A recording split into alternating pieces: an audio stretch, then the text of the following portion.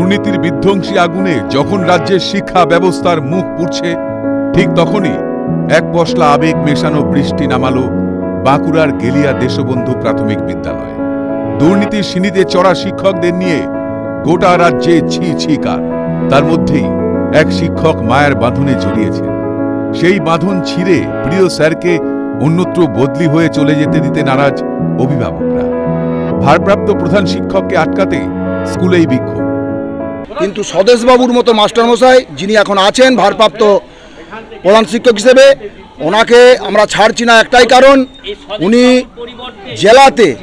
জেলাতে শুদ্ধ জায়গা করে নিয়েছেন, আমাদের এই দেশবন্ধু স্কুলকে একটা ভালো জায়গা করে নিয়েছেন। দেশবন্ধু গেলিয়া প্রাথমিক বিদ্যালয়ে স্যার থাকুক, আমরা অন্য কোথাও স্যারকে দিতে চাইছি না। আমাদের ছেলে মেয়েরা খুব সুন্দর ভালো করে পড়াশোনা করতে পারে, আরও যেমন উন্নতর দিকে এগিয়ে যেতে পারে। আর স্যার যদি চলে যায় তাহলে আমাদের এই স্কুলটা প্রচুর পরিমাণে ক্ষতি হবে এবং বাচ্চাদের পড়াশোনার দিক থেকে বাচ্চারা পড়াশোনা খুব সুন্দর স্যার পড়াশোনা করান।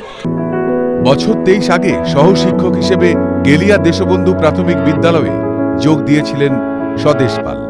এরপর নিজের উদ্যোগে স্কুলের ভোল পাল্টেছেন। পড়াশোনা, খেলাধুলো, সংস্কৃতি সব দিকেই এখন ধ্রুবতারার মতো জ্বলজ্বল করে গেলিয়া দেশবন্ধু প্রাথমিক বিদ্যালয়।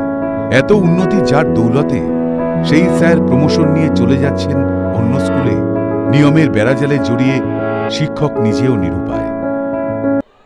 এটা দেখে আমিও আবেগতাড়িত হয়ে যাচ্ছি যে আমার অনেক প্রাক্তন ছাত্রছাত্রী, বর্তমান ছাত্রছাত্রী, অভিভাবকবৃন্দ তারা আমাকে চাইছেন এই স্কুলে থাকার জন্য, কিন্তু সরকারি যে নিয়ম সেই নিয়ম তো আমি মানতে বাধ্য। তো দেখা যাক। হ্যাঁ, না ওনার কিছু পাইনি। আমাদের বাঁকুড়া ডিপিএসসিতে গত 29 তারিখ কাউন্সিলিং হয়েছে। যেতে নাহি দিব, কান পাতলে শোনা যায় শুধু এই একটাই কথা। ইতিমধ্যেই জেলা প্রাথমিক বিদ্যালয় কাউন্সিলে জমা পড়েছে লিখিত আবেদন। আবেগের কাছে কি হার মানবে নিয়মের শক্ত বাঁধন? বাঁকুড়া থেকে স্বরূপ রায়ের রিপোর্ট, ক্যালকাটা নিউজ।